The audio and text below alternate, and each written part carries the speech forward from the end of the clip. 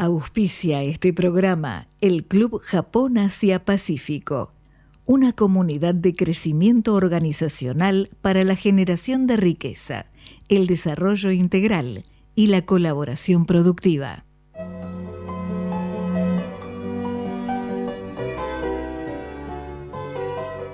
El camino es Kaizen, una actitud en la mente, una disposición del corazón y una disciplina del espíritu.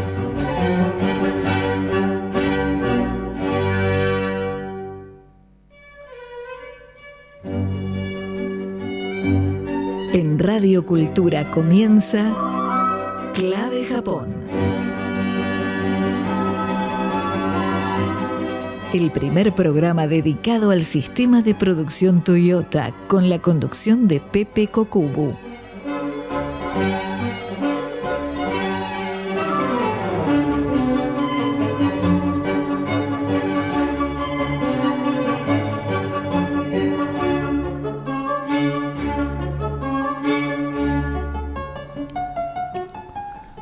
Muy buenas noches, queridos amigos y oyentes. Bienvenidos a Clave Japón, técnica y cultura para la generación de riqueza. Un programa que hace crecer tus negocios junto con los mejores. En la locución tenemos a Mónica Pedre, en las redes sociales a Nicolás Ciancallini, en la operación técnica a Leonardo Giusti, en la coordinación periodística a Marcos González Gaba y en la conducción este amigo y servidor, Pepe Kokubu. Pensamiento de clase mundial, capacidad de clase mundial. Hoy vamos a hablar de un término que creo que somos los primeros en usar, que es la argentología. ¡Ja! ¡Qué invento! ¿Para qué es esto de la argentología? ¿Para qué sirve? ¿Cómo se come? Bueno, vamos a ver un poquito de esto. Seguimos con este nuevo ciclo de pensamiento estratégico con herramientas para competir. Vimos sinología, japonología y la era axial en los 3 lunes anteriores y hoy trataremos la argentología, que es el tema central. ¿Por qué? Porque cuando importamos un sistema de producción de otro lugar, de otro país, tenemos que conocer de dónde viene y a dónde de dónde llega y a dónde se instala, ¿no es cierto? La estación de origen, la cuna del pensamiento integrador, que es Japón, y Argentina, que es la estación de destino, la tierra de alguna manera de creatividad y también de improvisación muy estructural. Y tenemos una estación intermedia, que es Estados Unidos. Lamentablemente, no conocemos profundamente ninguna de las 3 culturas. La verdadera amenaza es que hay 2.500 años de brecha axial, como vimos la vez pasada, sin resolver. Japón logró integrar la ciencia occidental a su sabiduría oriental. Nosotros aún no. Lo que diferencia al pensamiento específicamente japonés del resto de Asia es el haber podido integrar funcionalmente los principales elementos útiles del pensamiento occidental. Fijémonos qué diferencia hay entre lo que era India, lo que era China, antes de la influencia japonesa de posguerra. Vamos a una pausa.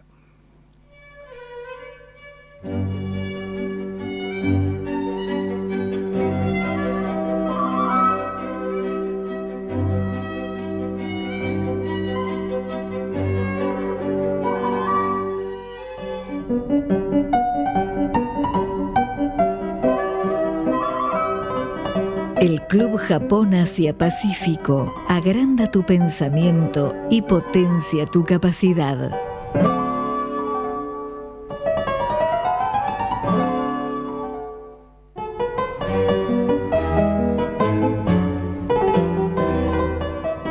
Sistema de producción Toyota con alma argentina. Método japonés. Ingenio criollo.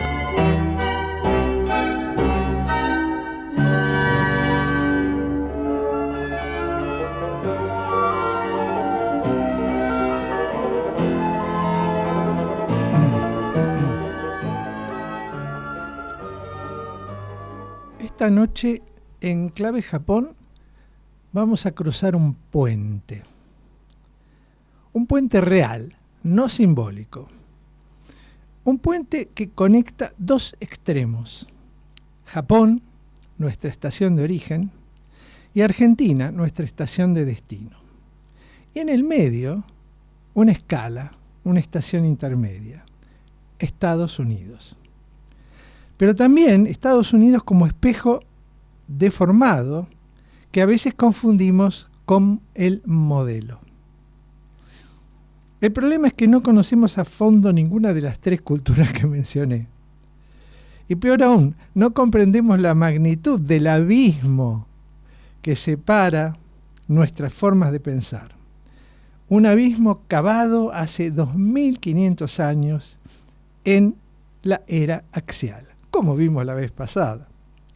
Japón, a través de su historia, construyó su propio puente. Integró lo mejor de Oriente y Occidente con pragmatismo, armonía y sentido práctico. No copió, no imitó, integró. Su sistema de producción, su manera de trabajar, su manera de formar personas refleja esa síntesis. Argentina, en cambio, todavía tiene pendiente recorrer ese puente integrador en sentido inverso. Así como Japón fue a buscar la cultura occidental, la trajo para su casa y la reelaboró para cumplir con para que le sirva, digamos, nosotros tenemos que hacer el mismo trabajo. Tenemos que ir en la dirección opuesta de este puente, tomar las cosas que nos sirven y elaborarlas en casa. Hoy vamos a recorrer este camino. Vamos a observar cómo el pensamiento occidental, atrapado en ideologías y conflictos, se diferencia del pensamiento japonés, centrado en la realidad y la armonía. En Argentina, el sesgo ideológico está lamentablemente exacerbado, más que en general en Occidente. Está más fuerte, yo diría más grave. Vamos a ver cómo malinterpretamos el sistema de producción Toyota, transformándolo en una guerra contra los malos, que parte del ideal y busca imponerlo a la realidad. Es una cultura de la utopía. En vez de entenderlo como un sistema de perfeccionamiento continuo que parte de la realidad tal cual es y la mejora siempre en función de un objetivo invariable: la satisfacción, o mejor aún, el deleite. Y vamos a entrar en el corazón de nuestra identidad, a conocernos de verdad, a ver que el cocoliche que despreciamos es en realidad una fuente inmensa de riqueza cultural. Y aquí es donde vemos cómo el tango emerge como una piedra de toque de nuestro propio conocimiento. No como un recurso nostálgico, sino como clave interpretativa esencial. Es nuestro nuestro camino local de perfeccionamiento constante. Es el pivote natural que puede articular la excelencia japonesa con nuestra exquisita pluralidad rioplatense. De esta comprensión nace la argentología, una herramienta práctica y desapasionada para gestionar de manera más realista y eficaz nuestro propio capital humano, sin relatos edulcorados, dogmas o incluso autoestigmatizaciones, conociendo nuestras raíces verdaderas para construir sobre ellas un futuro de excelencia. Esta noche, en Clave Japón, vamos a tender el puente, porque el que primero entiende, primero gana. Así es como Japón creó este puente práctico entre Oriente, con los elementos que le correspondían: shintoísmo, confucianismo, budismo y taoísmo, y Occidente, con el colosal desarrollo científico. Pero ellos aplicaron las 5 S al conocimiento. descartaron lo que no servía, ordenaron, lo limpiaron de sesgos ideológicos, lo estandarizaron y lo incorporaron y lo mantienen. Toyota es ahí el ejemplo máximo de fusión entre la ciencia fordista y la cultura japonesa. Y tiene al wa, la armonía, como columna vertebral. Bueno, yo todo esto que les comento surge de la experiencia directa de interactuar con japoneses y con argentinos y hacer de jamón del sándwich para ponerlos en contacto y generar negocios, comprensión, capitalización de las diferencias. Y bueno, todo lo que les cuento a lo largo de todos los programas justamente es producto de más de 40 años de experiencia profesional en esta tarea de vincular argentinos con japoneses y sus respectivos modos de pensar. Bueno, Japón construyó el puente. Nosotros podemos cruzarlo, pero requiere el esfuerzo de caminarlo. Nadie lo va a hacer por vos. Nosotros en Clave Japón te ayudamos a recorrerlo con menos dificultad.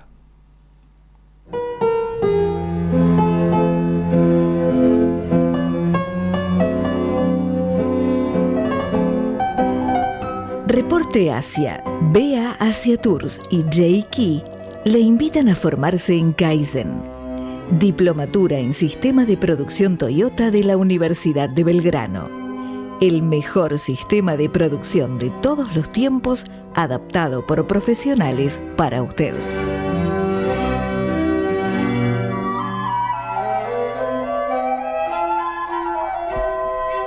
Bueno, entonces dijimos que tenemos por un lado la cultura oriental y esa cultura oriental impactada por la cultura occidental y reelaborada en un sistema de alta eficiencia es justamente el secreto de la cultura japonesa. Esa es justamente la clave Japón. La vez pasada vimos con el doctor García Bazán muchos elementos de esta era axial y de la brecha que se produce durante la era axial, donde tenemos por un lado a Confucio, a Buda, a Lao Tse, y de este lado tenemos a Sócrates, Platón, Aristóteles y toda una seguidilla de pensadores de nuestra cultura, de nuestra civilización. Pero capaz que nos hemos, al ir al detalle o incluso a dialogar con temas filosóficos, capaz que nos perdimos el centro de la diferencia y en dónde está esta gran brecha, ¿no? Que se produce si pensamos en Platón y que hablamos de la República de Platón, estamos hablando de unos 2500 años de distancia de hoy. Es mucho tiempo. Imagínense que estamos hablando de, llevamos 25 años de un siglo, tenemos 100 años del anterior, ya hablar del siglo XIX, hablar de la Revolución de Mayo, por ejemplo, ¿no es cierto? Nos parece como algo lejano, algo muy lejano. Imagínense lo que son 25 siglos atrás, 2500 años de divergencia. ¿Y cuál es el principal, si queremos resumir en qué consiste esta gran brecha axial? Está en estos elementos. Occidente, por su parte, razona, crea ideologías y genera conflictos, propios justamente de las ideologías, sistemas de ideas, que no son solamente la ideología marxista o la ideología liberal o neoliberal, sino que las ideologías, el sistema de ideas se aplica a cualquier actividad humana, escuelas de pensamiento, escuelas de capacitación, escuelas de maneras de gestionar, escuelas, y cada maestrito con su librito dentro de cada escuela, ¿no es cierto? Todo esto genera una dispersión tremenda, lo que llamamos un poco humorísticamente, la entropía cultural. Japón, por otro lado, observa, armoniza y corrige. Corrige su pensamiento. Suponete, ¿no? Nosotros observamos, ahí pensamos acerca de lo que observamos. Pero después volvemos a comprobar si eso que pensamos está adecuado a la realidad. Los japoneses permanentemente le toman examen a la realidad. Y también le toman examen a las personas. Así que trabajando con japoneses estás permanentemente sometido a comprobaciones y exámenes. Bueno, por otro lado, hay acá un tema muy, muy importante, que en Occidente la técnica de inculturación es el lavado de cerebro. Tenemos esto que está bien y tenemos esto otro que está mal. Entonces te lavamos el cerebro para erradicar todo eso que está mal y hacer que crezca aquello que está bien. En cambio, en Japón no se trata de un lavaje de cerebro. Se trata de una higiene mental. Una higiene mental. Usando para eso las 5 S, 5 S mental, el just in time mental, o sea, básicamente 5 S ya sabemos, ¿no es cierto? Descartamos lo que nos sirve, lo ordenamos, le damos la priorización y la ubicación en el lugar que le corresponde, y después lo limpiamos de las impurezas que son esencialmente en nuestro medio las ideologías. Después, por supuesto, están los estándares y la autonomación, que son todos los elementos de la casa Toyota. Pero esos elementos de la casa Toyota no pasan solamente en Toyota, pasan en una mente que hace higiene mental en función de un propósito. Entonces, realmente, cuando viajé por primera vez a Japón, yo ya por una cuestión de hogar tenía un contacto con la cultura japonesa, con japoneses, empezando por mi padre, pero sus amigos, sus pacientes. Pero el ir a ver in situ esta cultura funcionando realmente te cambia la cabeza. Funcionando y mostrando resultados, por supuesto. Bueno, acá hay 2 maneras de pensar y hay 2 resultados muy distintos.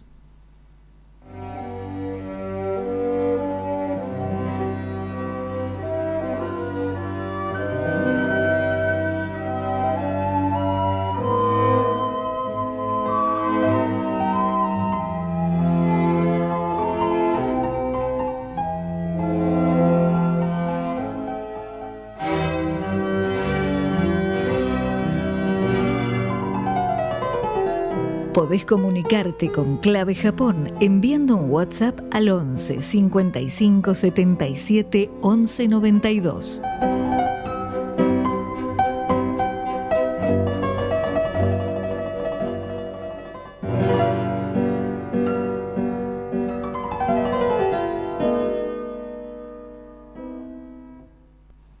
Bueno, entonces todo esto que dijimos, ¿no es cierto? Este gran contraste entre lo que es una cultura del razonamiento lógico exclusivamente y una cultura de lo holístico, de lo inclusivo, de lo sintético, a diferencia de ese espíritu hiperanalítico de Occidente.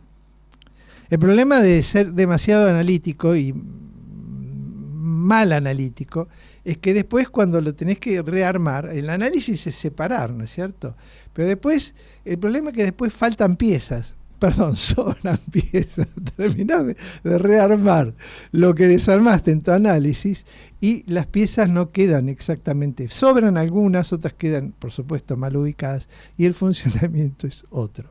Entonces, es el gran peligro del análisis, que no tiene en cuenta la necesidad de volver al objeto ese del análisis tal cual es, sin ninguna modificación.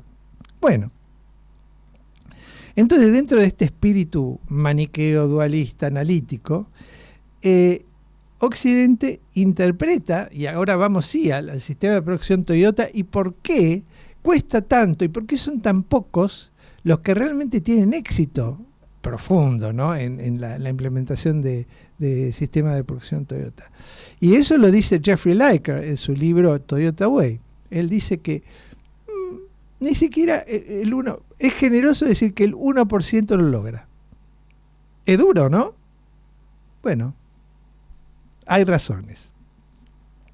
Occidente interpreta el TPS, el sistema de producción Toyota, Toyota Production System, como una guerra. El espíritu dialéctico es la de oposición, ¿no es cierto? Entonces lo toma como una guerra contra los desperdicios. Acá vamos, entonces somos los paladines que matamos desperdicios, como San Jorge y el dragón, como, bueno, hace poco fue San Jorge.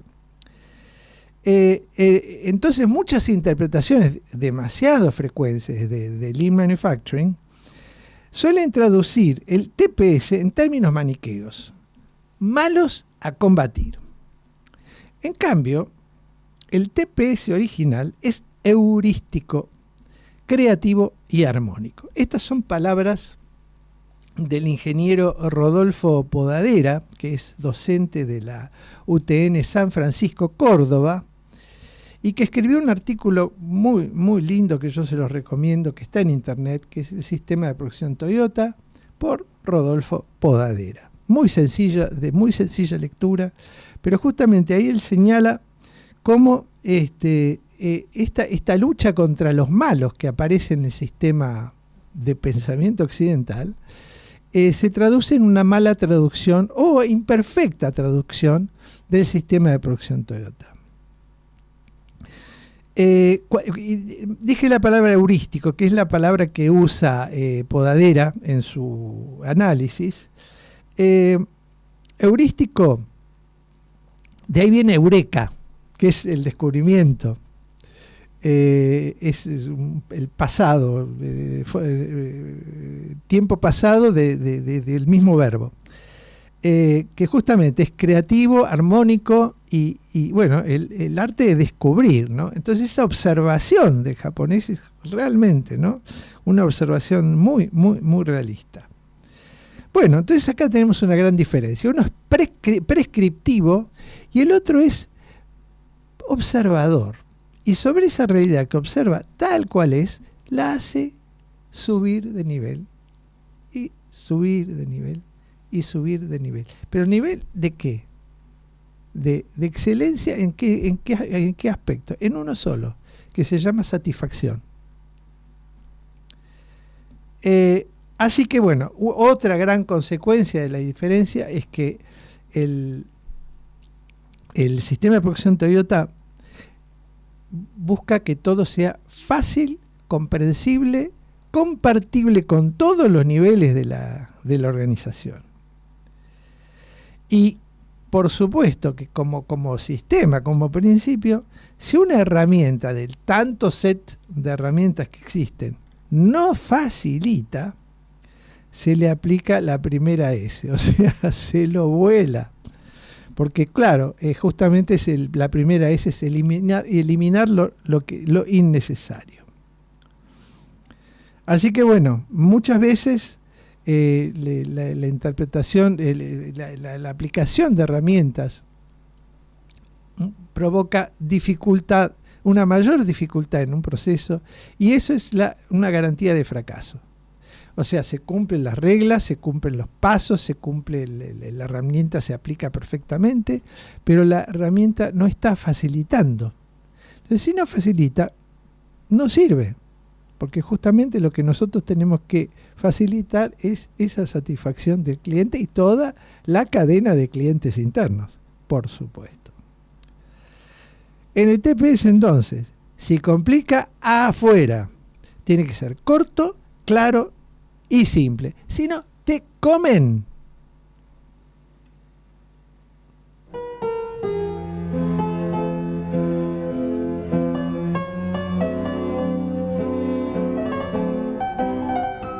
Pasaporte Asia, BA Asia Tours y J-Key le invitan a formarse en Kaizen, Diplomatura en Sistema de Producción Toyota de la Universidad de Belgrano.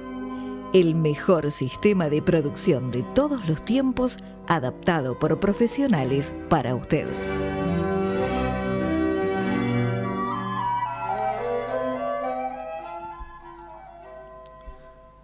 Bueno, entonces nuevamente habíamos dicho que tenemos que conocer la cultura de origen y teníamos que conocer la cultura de destino, o sea, la cultura de Japón, la cultura de Argentina, y esa estación intermedia que se llama la cultura de Estados Unidos, que en realidad fue el origen de ese impacto, de ese impacto occidental que tuvo Japón, ¿no? Porque Japón, especialmente en lo que atañe a la industria, toma todo de Estados Unidos, por lo menos la última parte, ¿no?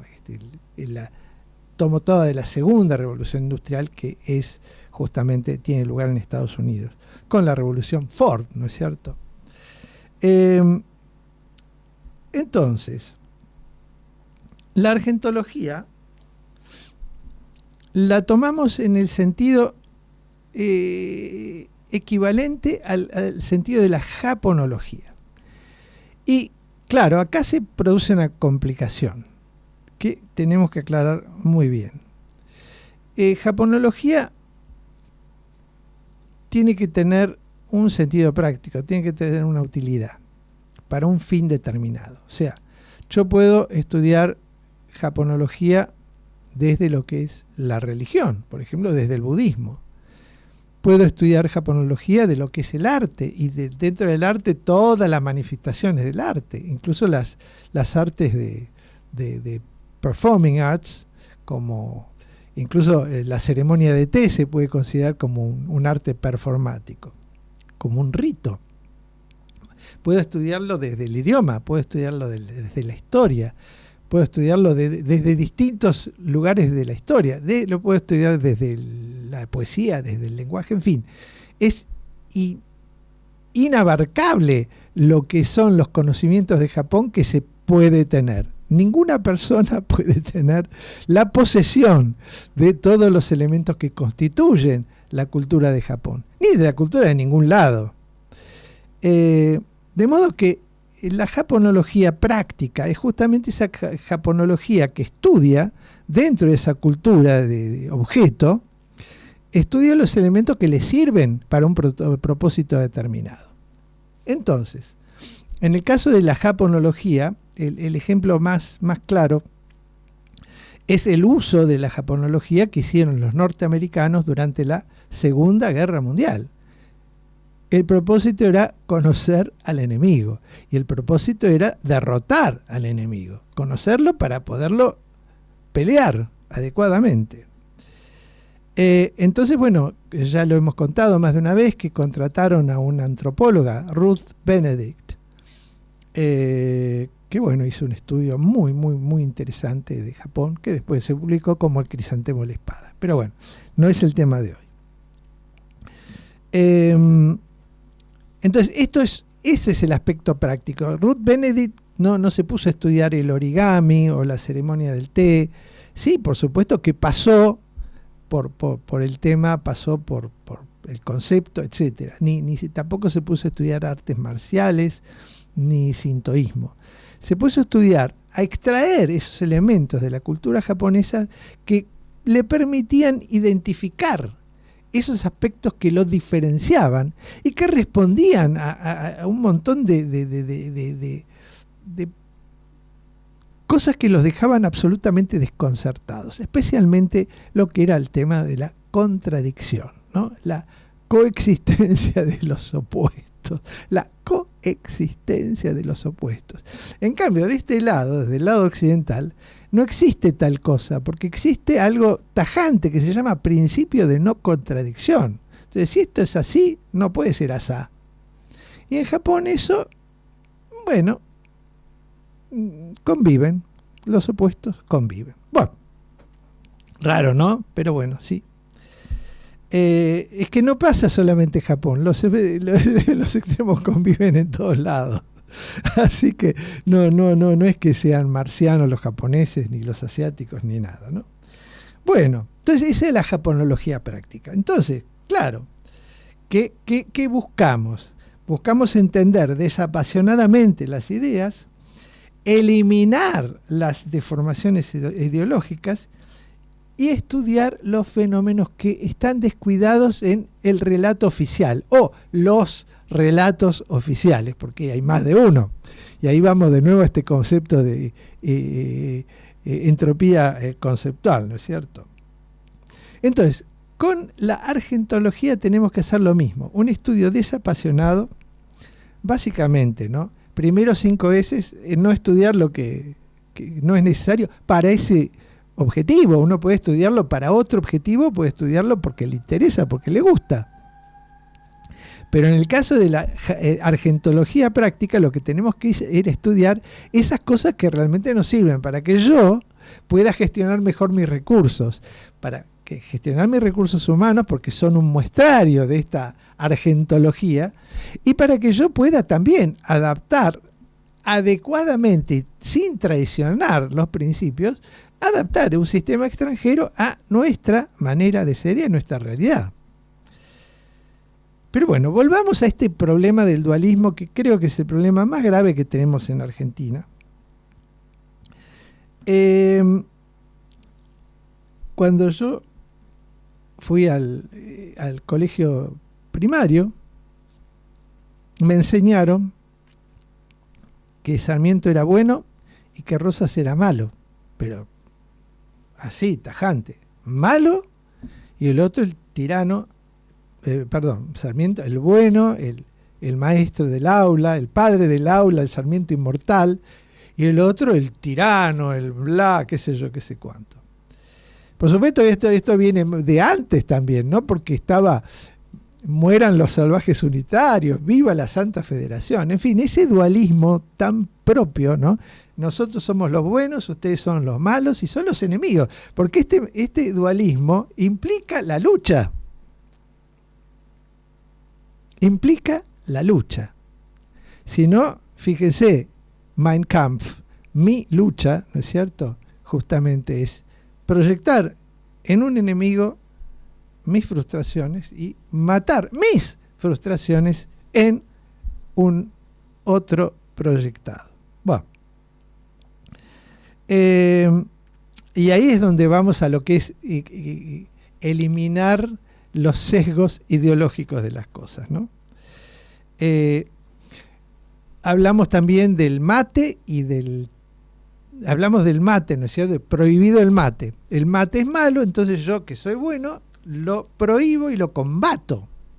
Los ponían al que encontraban tomando mate, lo ponían en el cepo. Lo tenían ahí castigado, cepiao, como dicen los criollos, lo tenían ahí cepiao porque había tomado mate.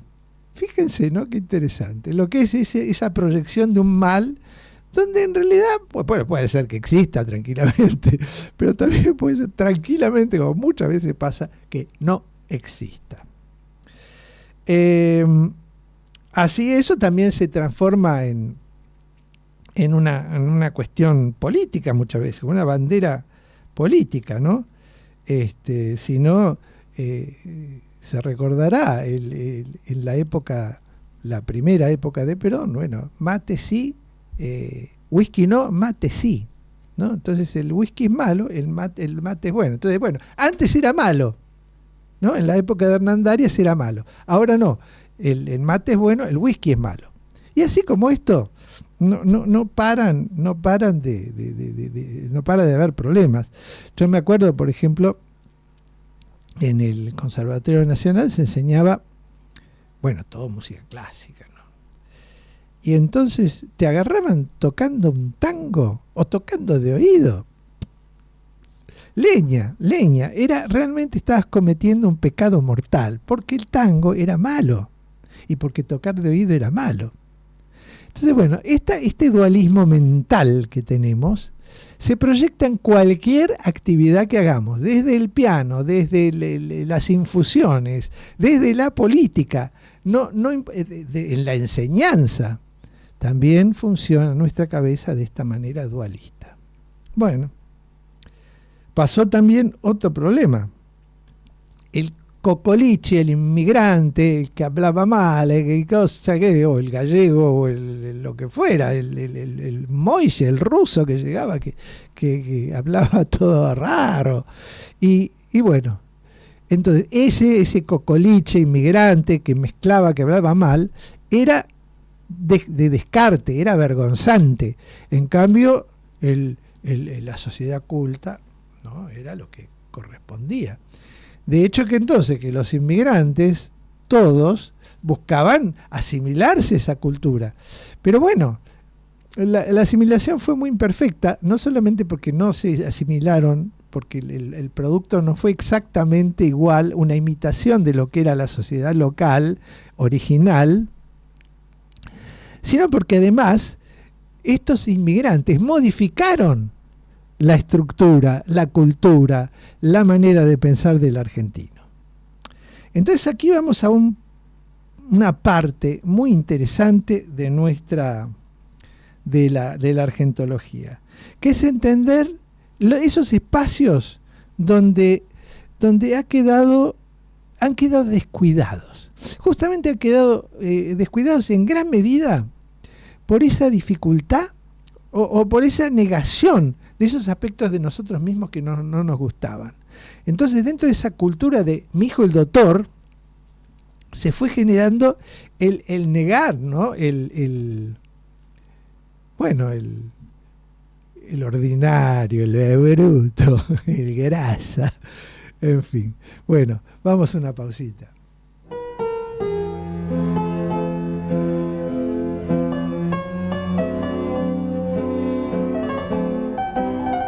Reporte Asia, BA Asia Tours y J-Key le invitan a formarse en Kaizen, Diplomatura en Sistema de Producción Toyota de la Universidad de Belgrano. El mejor sistema de producción de todos los tiempos, adaptado por profesionales para usted.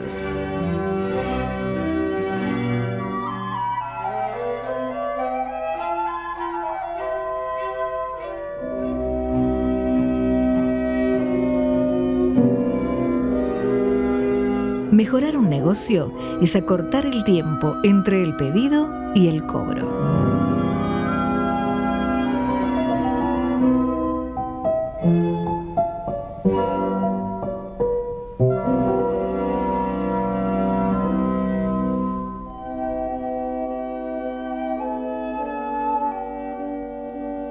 Entonces vamos a pensar una línea de tiempo de nuestra historia. Imaginémonos justamente esta línea de tiempo para detectar esos lugares que están que están sesgados ideológicamente por algún otro motivo, por algún otro lado, o los que está insuficientemente estudiado.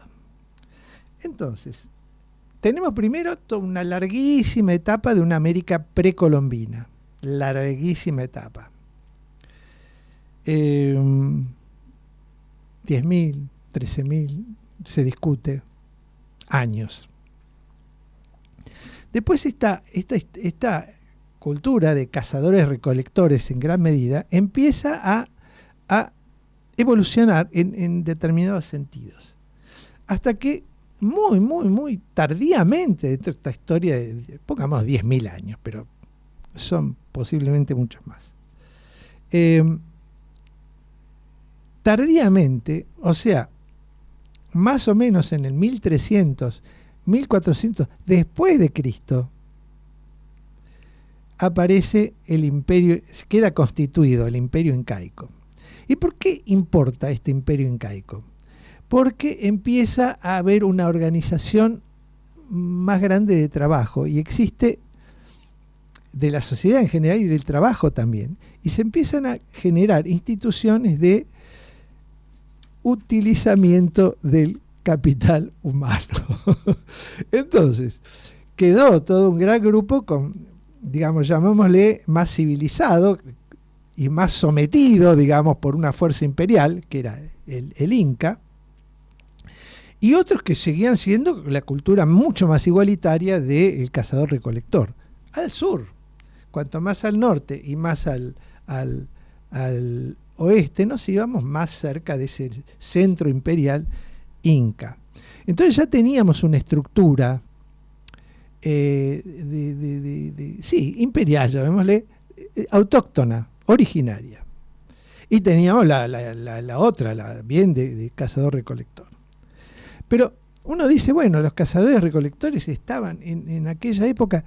Fíjense ustedes cómo siguen los sistemas económicos que corresponden a las distintas épocas que analizamos en esta línea de tiempo. Siguen presentes. Tenemos lamentablemente en nuestro país todo un sector de la población que son cazadores-recolectores, los recuperadores urbanos, por ejemplo.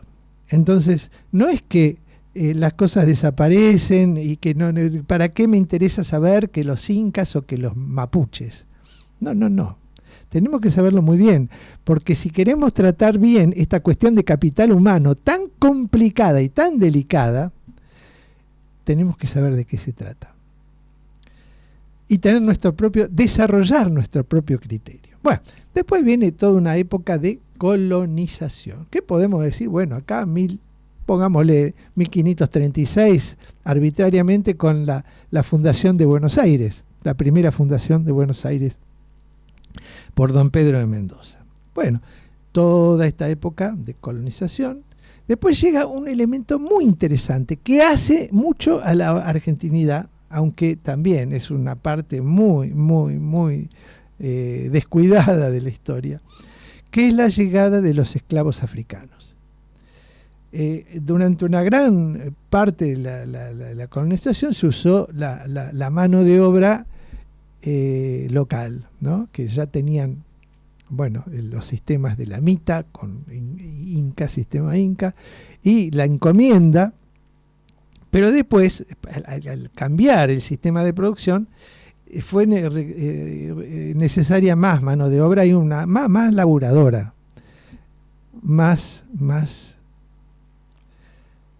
explotada, más tremendamente esclavizada. Pero bueno, entonces, la llegada de los esclavos africanos no solamente traen un quiebre cultural que después va a influir directamente en el tango, como vamos a ver, sino que además es factor y resultado de cambios económicos.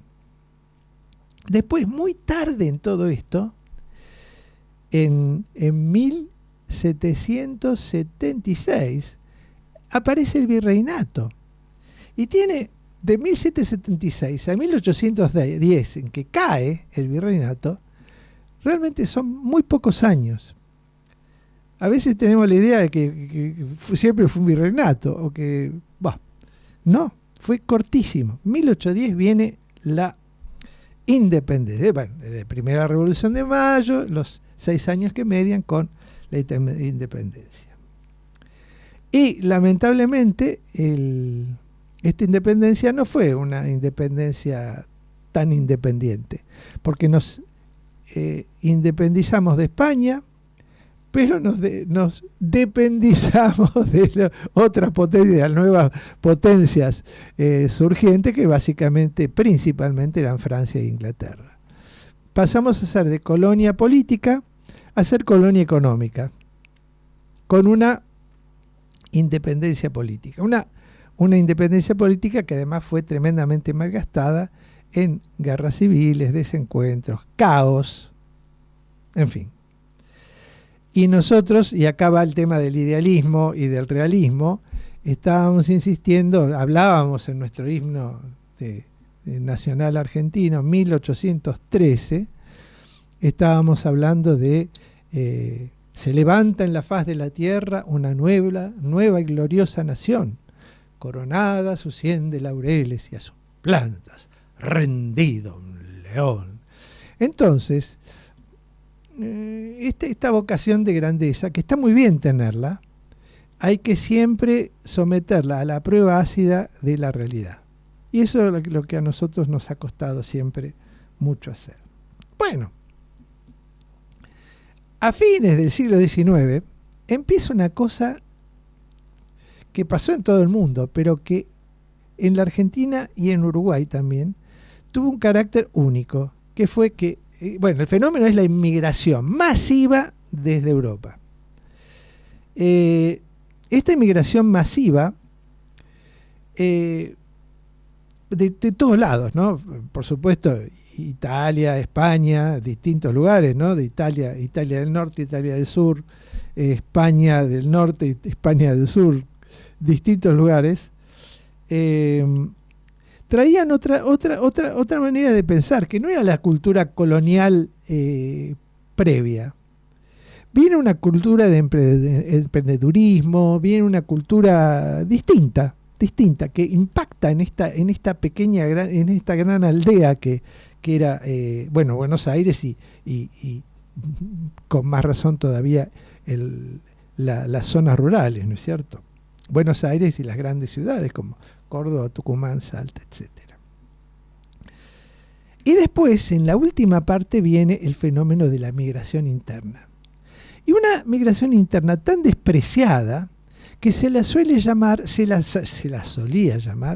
el aluvión zoológico.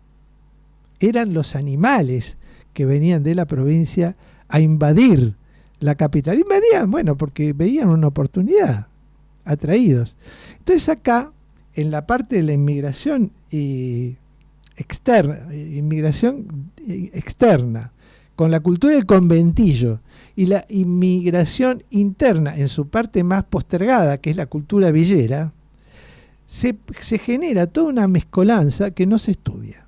Se estudia, lo habrá estudiado, sí, lo estudian algunos sociólogos, que lo estudian con mucha seriedad, pero la gran mayoría de nosotros, ¿no? de los habitantes de esta tierra, y especialmente de los dirigentes de las empresas, no tenemos conciencia, no tenemos estudiada, porque no nos la han enseñado.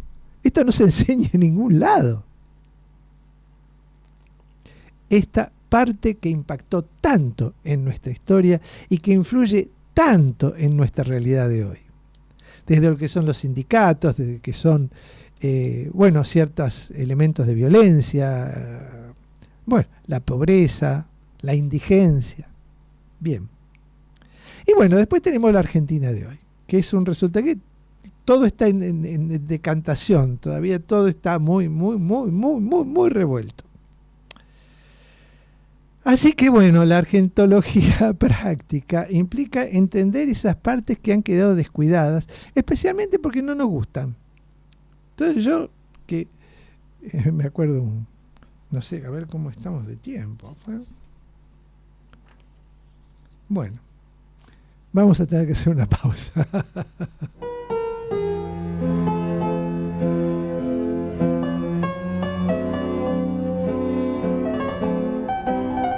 Reporte Asia, BA Asia Tours y J-Key le invitan a formarse en Kaizen, Diplomatura en Sistema de Producción Toyota de la Universidad de Belgrano.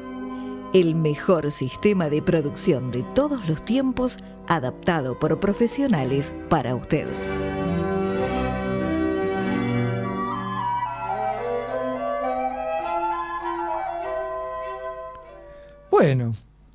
Entonces estas cosas que no se dicen por dos motivos, o porque no gustan, o porque las metemos en una corriente ideológica y no podemos salir, estamos prisioneros de esa polarización ideológica, de estos fenómenos que tienen tanto que ver con lo social. Entonces, podemos tener cualquier ideología, yo creo que vamos a encontrar cosas acertadas en cualquier sistema de pensamiento, pero no tenemos que dejar que eso nos ciegue de la realidad. Y lamentablemente eso sí pasa. Los malos, los buenos. Por eso que cuando hicimos la difusión de este programa hablábamos de ¿cómo se llama? los mandriles y los gorilas. Entonces, justamente, fíjate, ¿no? Qué interesante que usan un simio, un primate distinto para detectar enemigos distintos, ¿no? El enemigo del que lo ponen en la vereda de enfrente. Entonces, los mandriles son lo que no vale, lo que no sirve, lo que hay que combatir, y los gorilas, por supuesto, son los que combaten a la justicia, ¿no? El justicialismo, ¿no? Entonces el gorila es aquel que no. Así que bueno, lamentablemente esto es el dualismo en acción. Ahora, si esto se quedara en el terreno de la empresa, perdón, de la política, bueno, ok, cosa de la política. Si queda en el terreno del fútbol, por ejemplo, Boca River, no hay ningún problema. Felicitaciones a nuestros, en fin, grandes rivales. Por el domingo, digo, ¿no? Bueno, pasa esta cuestión de que se carga todo lo malo en el otro y uno queda limpito de cosas malas y es todo bueno. El problema de esto, que a los fines prácticos no sirve para nada. Porque si yo soy todo bueno, es lo más enemigo de lo que es la mejora continua. Porque la mejora continua implica reconocer lo que está mal. Entonces ahí tenemos una cosa de base que no funciona. Bueno, entonces tenemos que usar el ciclo PDCA, observar, observar, medir, analizar, planificar, todo este laburo y recién actuar. Nosotros eso nos cuesta un poco de trabajo porque somos muy impacientes. Bueno, quiero contarles una cosa respecto de lo que es esta cosa identitaria que tenemos, este matete cultural que tenemos. ¿Se acuerdan cuando? No me acuerdo qué es lo que había dicho, a ver si lo encuentro por acá. Cuando el presidente Alberto Fernández se encontró con Felipe González, el presidente español, le dijo algo que tomó de una canción de Lito Nebbia y la modificó un poco, pero básicamente que los brasileños venían de los indios,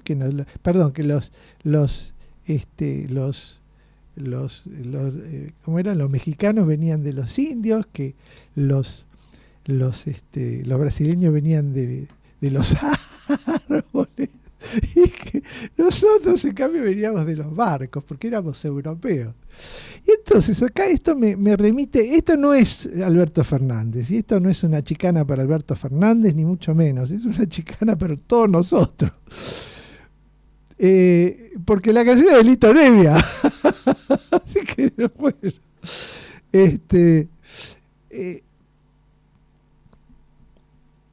ese problema de identidad que tenemos y que si no sabemos quiénes somos, ¿cómo vamos a hacer mejora continua? ¿Cómo vamos a adoptar un modelo extranjero? Un modelo doblemente extranjero, porque por un lado es norteamericano de origen, Taylor Ford, y de ahí va a Japón, es adoptado por Japón, cambiado radicalmente, puesto cabeza para abajo, o mejor dicho, cabeza para arriba, en Japón, y de ahí este doble elemento cultural viene importado atravesando esta brecha axial.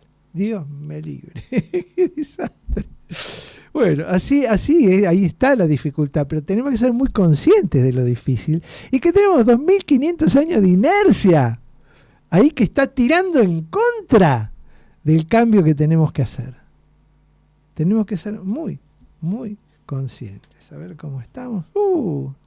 Bueno, estamos en el horno con el tiempo. Bueno, en esto entonces, la clave, la piedra de toque del estudio de la argentología práctica y útil es el tango.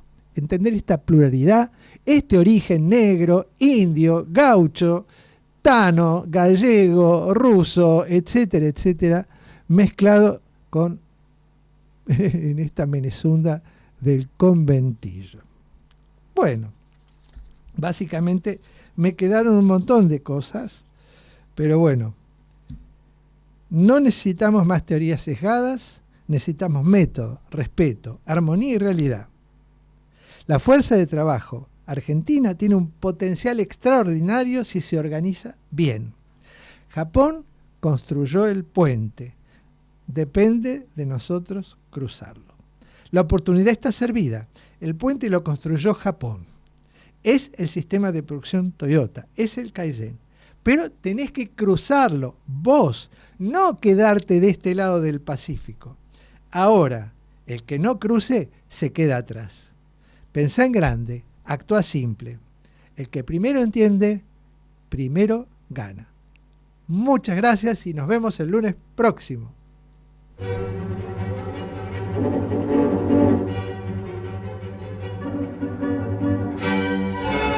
Clave Japón, con la conducción de Pepe Kokubu. Nos reencontramos el próximo lunes de 20 a 21 por Radio Cultura.